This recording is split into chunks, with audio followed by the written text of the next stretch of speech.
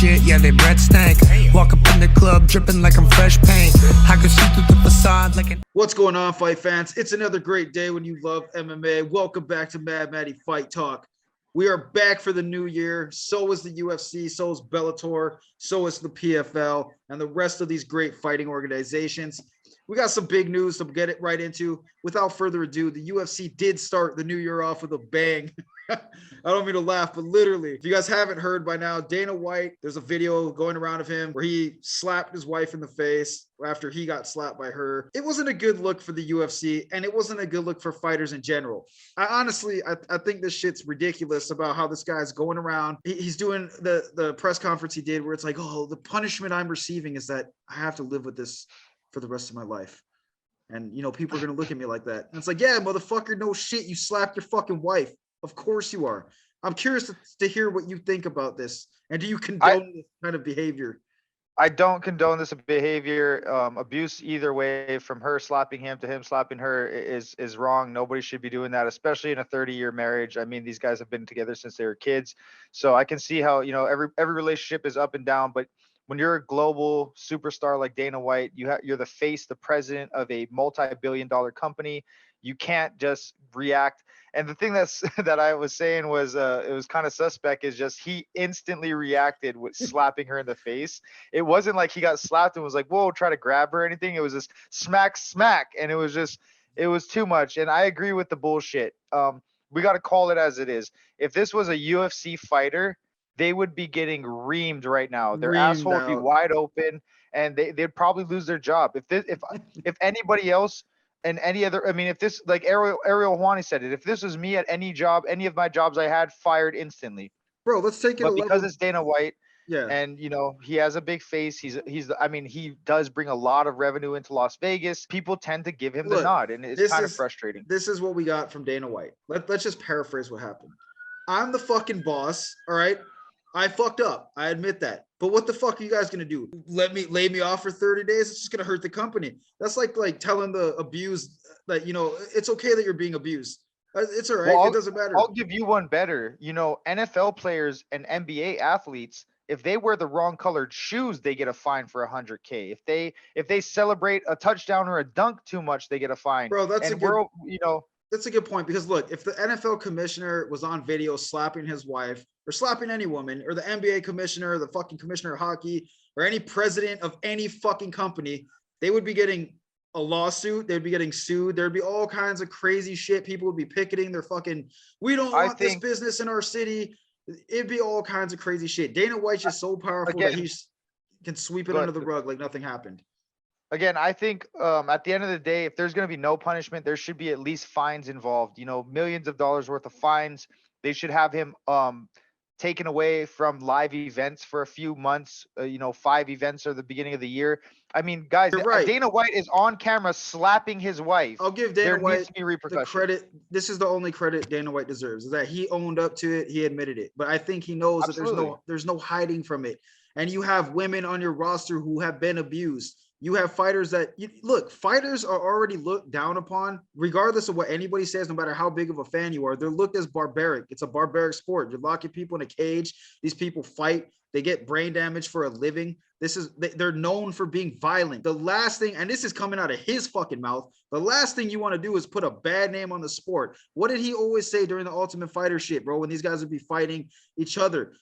This is not what we're about. You're giving us a bad image. Motherfucker, you literally slapped your wife and you're just acting like it's no big deal. To me, that infuriates me, that you can be powerful. And this is not just him. There's probably a lot of people like this that just get away with whatever the fuck they want. I think Dana White, honestly, they should just remove him for a whole year. I say that you should let him really see that, look, bro, you're not the one, that we don't need you anymore. You sold the business. You are good at promoting, but we can find somebody else to promote this shit. It's already a big machine. We don't need you. You just happen to know how to run it well. I don't know. I think there needs to be something serious that comes down on this. If your woman is hitting you, she's not right for abusing you either, but you can restrain her in any other way without becoming physical. And if not, remove yourself from the situation. You're a man. Be a man. Point blank. Period. Anyway, next Let topic. us know what you guys think in the comments below. Should Dana White have any repercussions, fines, suspensions, anything like that? You guys let us know what you guys think. Moving right along, I'll let you drag us into this one because I feel like this is something that you found. Moving right along, there's updated news that Francis Ngannou has been released from his UFC contract. He is no longer the heavyweight champ. They have just announced this morning it is Cyril Gane versus Johnny Bones Jones for the undisputed heavyweight championship of the world coming here in March. What do y'all think, Matty? Well, when I first saw that today, I saw a bunch of shit about John Jones versus Cyril Gane, but I thought it was for an interim title. I didn't realize that Francis Ngannou had been released. Now, I feel a few ways about this because one, I do think that the UFC, they make a fuckload of money, bro, and they don't really pay their fighters. They can say that we give $50,000 bonuses. Yeah, but that's for the top performance, the top knockout, and maybe every now and then, maybe the holidays come around, you give the whole anybody who finishes a $50,000 bonus.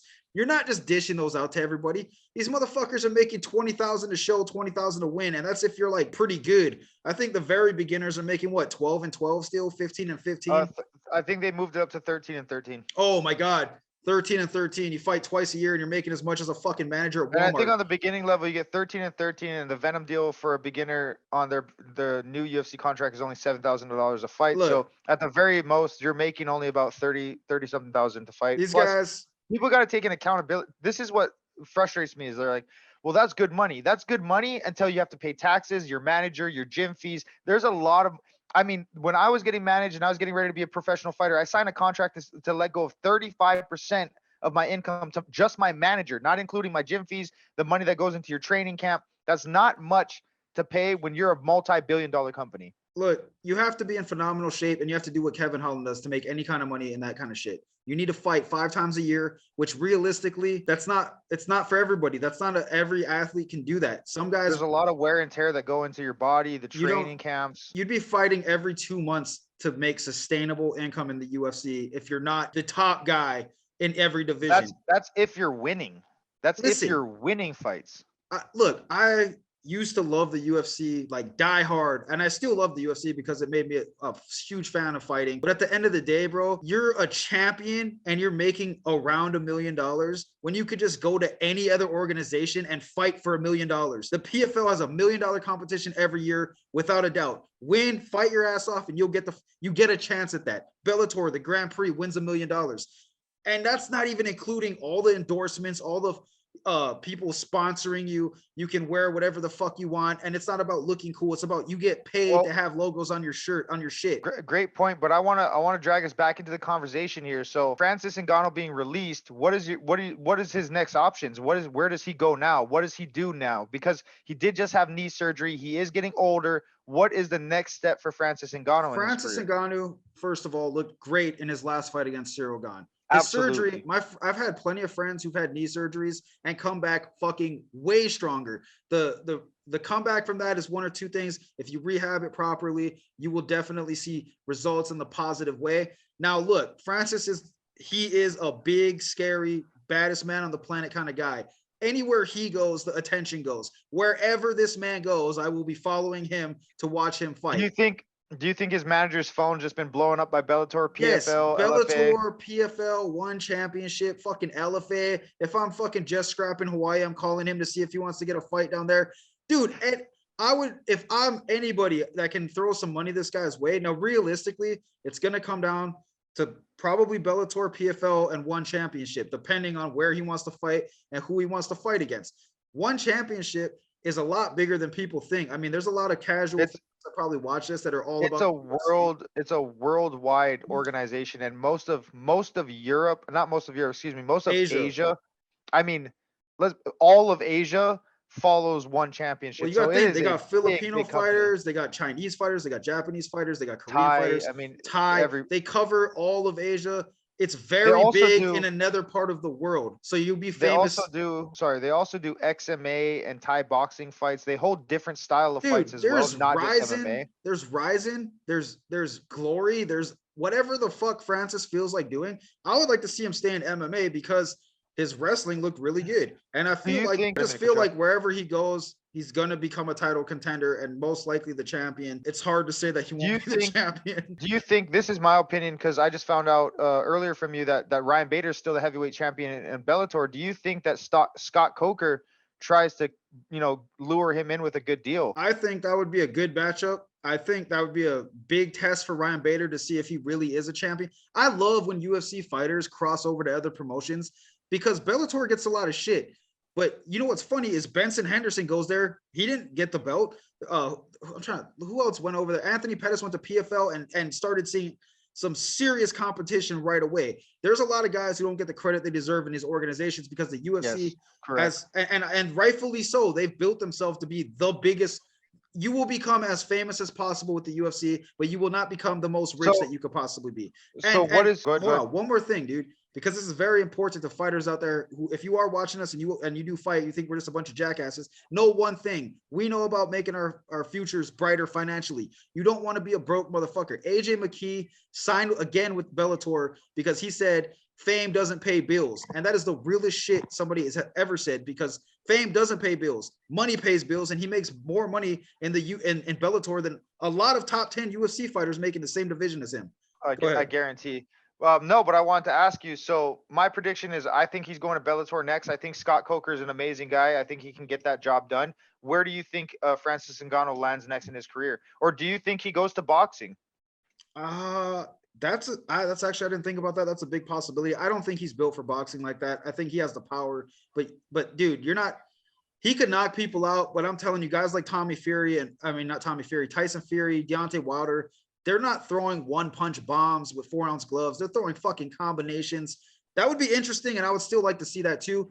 But I think PFL and Bellator are going to be in a bidding war for this guy. And if you are a boxing group that has Tyson Fury or Deontay Wilder, I would try to get him first, because he doesn't need to sign a multi-fight contract. You just get him for one fight. Right. All right, guys. Well, there you have it. Francis Ngannou released from his contract. Cyril Gane and John Jones going to match up. We'll do that video later. Let us know what you guys think in the comments below. Where is Francis Ngannou doing? What is his next move? Where does he go from here? Now, moving right along, the UFC did start off with a bang. They had the first big fight card of the year, which headlined Sean Strickland, who stepped in on short notice to take on Nasruddin Imavov.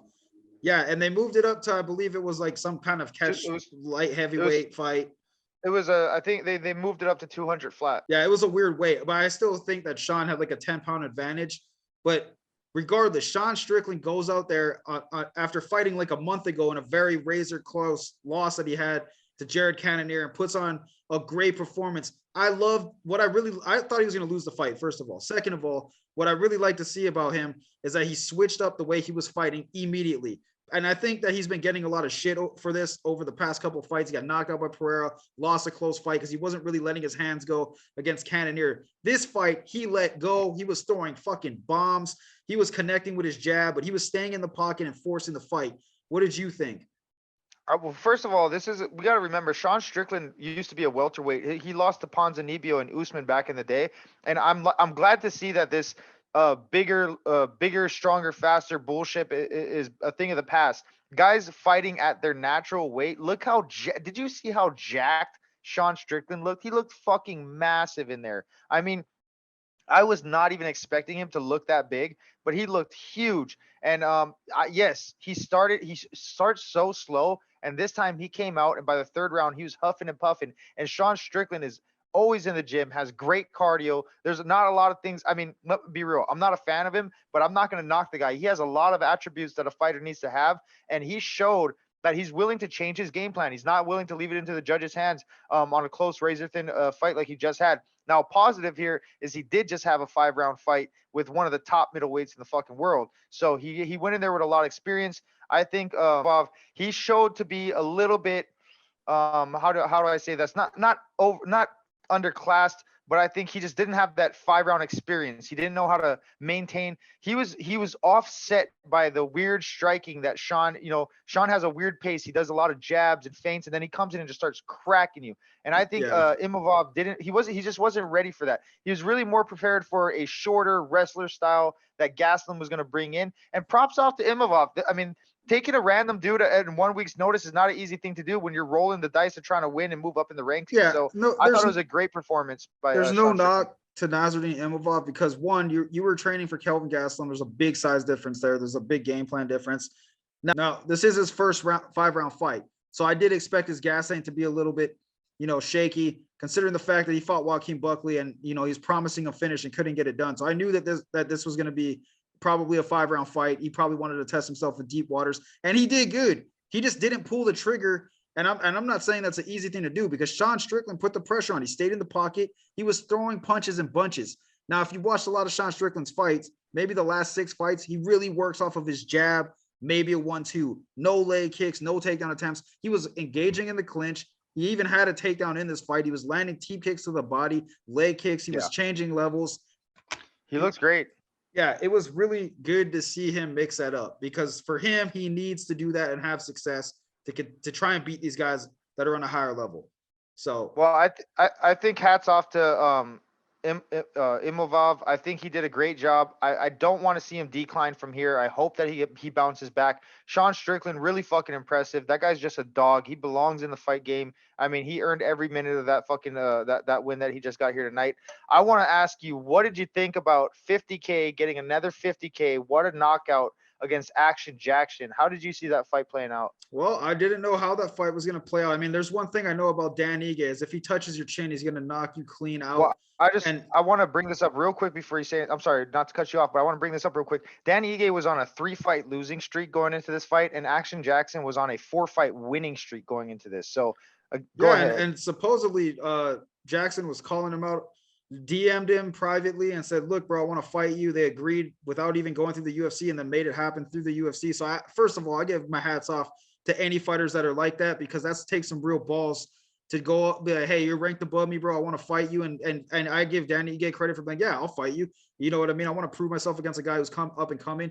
Danny Ige looked sharp. Jab was on point. Combinations were there. He was keeping the distance perfectly. And I think when he touched Jackson's chin for the first time, Jackson realized, damn, this guy can crack.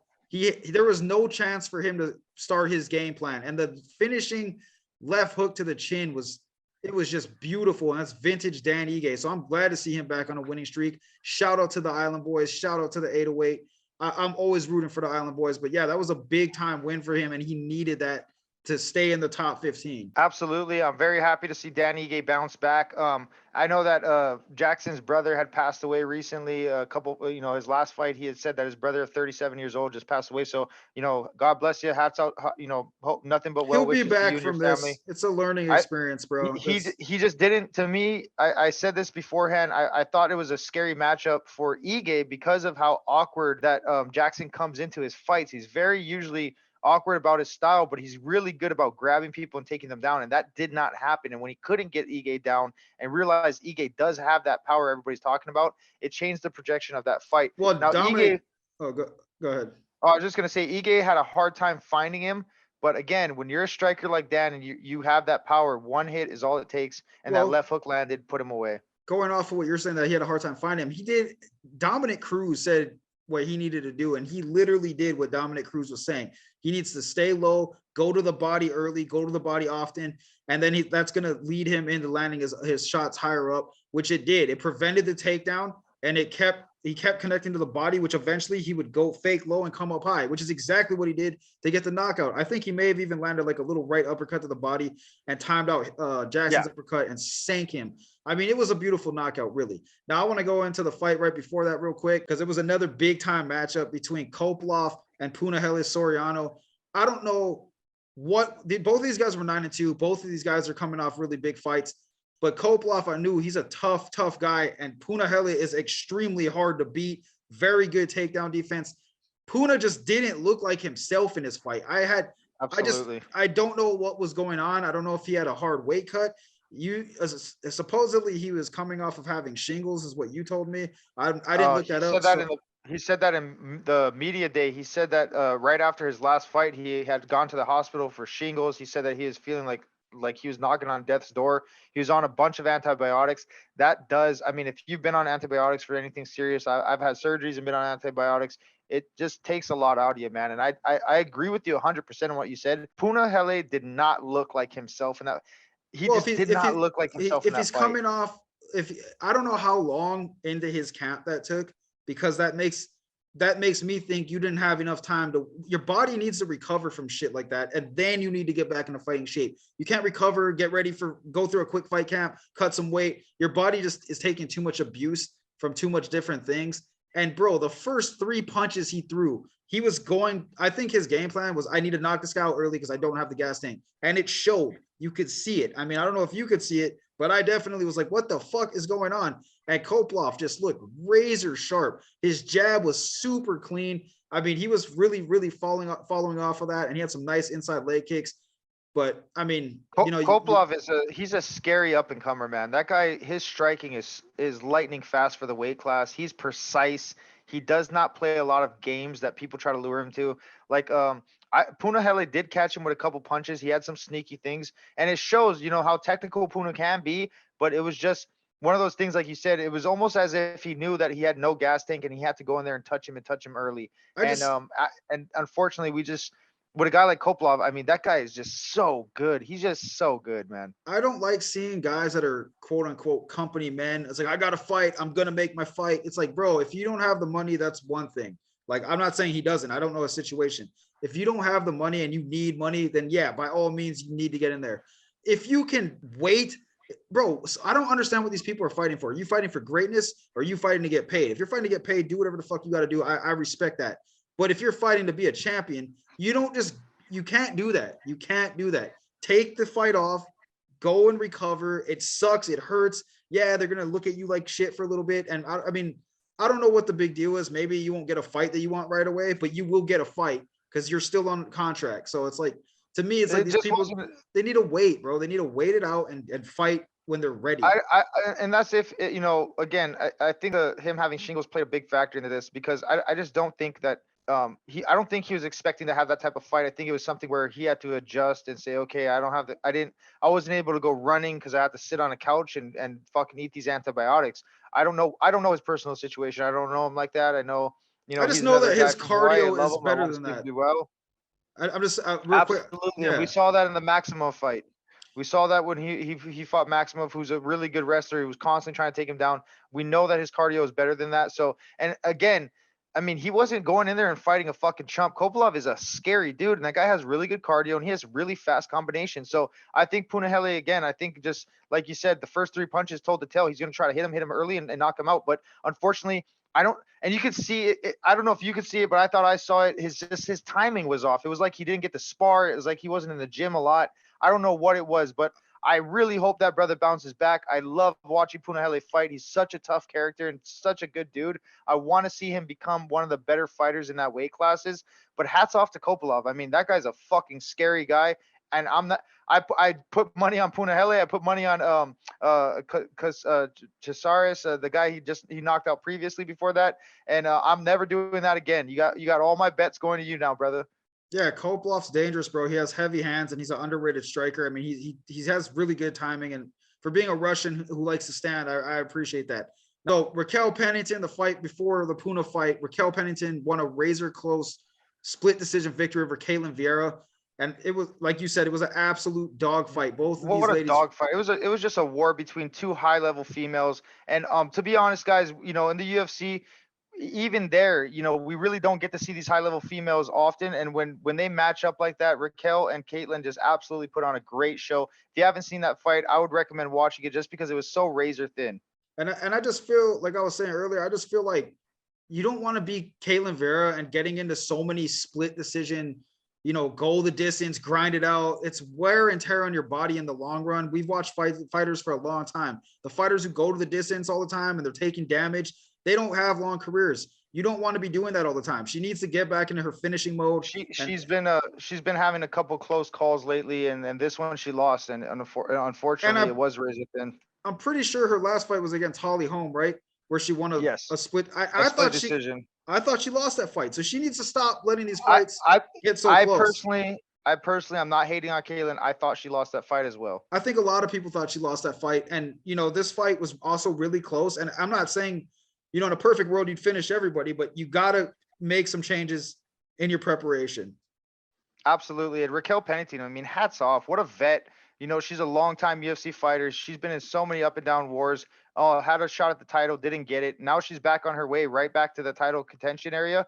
And I mean, she looks like a seasoned vet, right? When Caitlin's first round, she looked fucking great. And to be honest, I mean, all rounds, it was kind of back and forth. She hit her. It was a good old fashioned, you hit me, I'm going to hit you, and we're going to square up that way.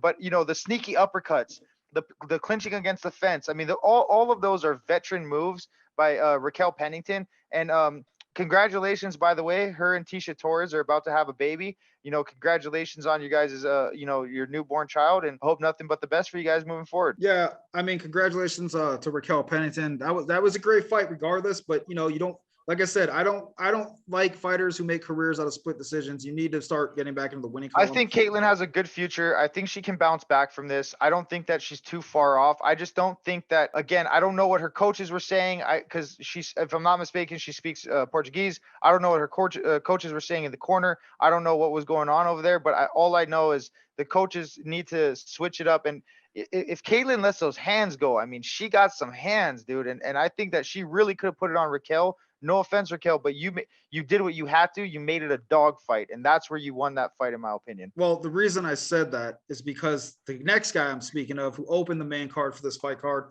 Umar Nurmagomedov versus Raoni Barcelos. I don't know if I'm saying his name right, but it doesn't matter. Umar Nurmagomedov is fucking 16-0, and he won by knockout. Very impressive victory. Look, these Nurmagomedovs, these Russians, they're no joke, bro. These guys can scrap, and the fucking crazy thing about them is that they're evolving and they're becoming great strikers now. So it's just crazy to see that. I'm very impressed with that, considering the fact that Khabib said he's going to stay home in Dagestan from now on. He's going to be with his family more. So it's good to see that no matter where. What was impressive is Barcelo's a really good fucking fighter, man. I think he has massive potential to do really good things. But when you're signing the contract against a Nurmagomedov, you better just fucking not do it already. You better pass up. Don't have your manager sign you up for that fight. These guys are the real deal. They're there to fucking fight, and they're there to win fights. And his fucking knee to that left hook was absolutely just, it wasn't something they give you in the gym. That was just flow. That was him flowing in the moment. And even Barcelo didn't see it coming, because once he got cracked, it wasn't the hardest hit in the world. It was just perfectly placed, and he didn't see it coming. And those are the ones that put you out, just like we saw. And look, maybe this is why I'm not a professional fighter, because I give Umar credit. After he dropped him, I think he landed one punch and he held his head and like, I'm sorry, I got you. He apologized on the mic as well. Bro, I would have done good old 2004 UFC, and I would have hammer fisted that motherfucker in the next week until the ref literally kicked me off of that guy. So hats off to Nurmagomedov for holding his head and making sure he's okay, because I would have just bashed that guy's nose into his skull. One thing we know, though, is when you're signing up for a Nurmagomedov fight, you better just not do it. Unless you have a phenomenal wrestling and world-class striking, just don't do it. These guys are the real deal. Unless you're Bilal These Muhammad, Dagestanians are no joke. Unless you're Bilal Muhammad and you're going to the fucking Abu Dhabis and the fucking Russia, and you're going to go train with some real Russians, you're not going to do it. Sambo looks like it's taking over the world, bro. It used to be Brazilian Jiu-Jitsu, then 10th Planet Jiu-Jitsu, and Sambo is looking like the real deal here. I think Omar is a future world champion. He looks like a world beater. Yeah, he does. And I think we got to be careful with world beater, considering the president's a woman beater. So it's a very close synonymous thing there. I'm just kidding. But anyway, guys, look, if you guys enjoyed the content, don't forget, like, subscribe to our channel. We are going to be doing the Grand Prix lightweight Bellator bracket for the next video. So don't forget to subscribe if you want to see that video, and hit the bell icon to be notified when we drop more shit. Real quick, before we end the podcast, I just want to say the Lee family, the brother and sisters over there won championship. They lost their little sister, Victoria Lee. Shout out to your family, man. God bless. I hope nothing but, prayers and good wishes to you and your family. I just wanted to shout you guys out, man. I know that's never an easy thing. So God bless you and your family. Sad and unfortunate. Victoria Lee was 18 years old. She passed away recently, and she was a pro fighter for one championship. So in her short life, she accomplished a lot. Very proud of her coming from Oahu. So yeah, man, I feel bad, and prayers to both of them. So and their whole family and everybody else who was involved with them. All right, guys, we're gonna go ahead and do the Grand Prix next for the Bellator Championship. Let us know what you guys think in the comments below, and give us a like and subscribe. Peace. We'll see you on the next one. Haters talking shit, yeah, they breath stank. Walk up in the club dripping like I'm fresh paint. I can see through the facade like an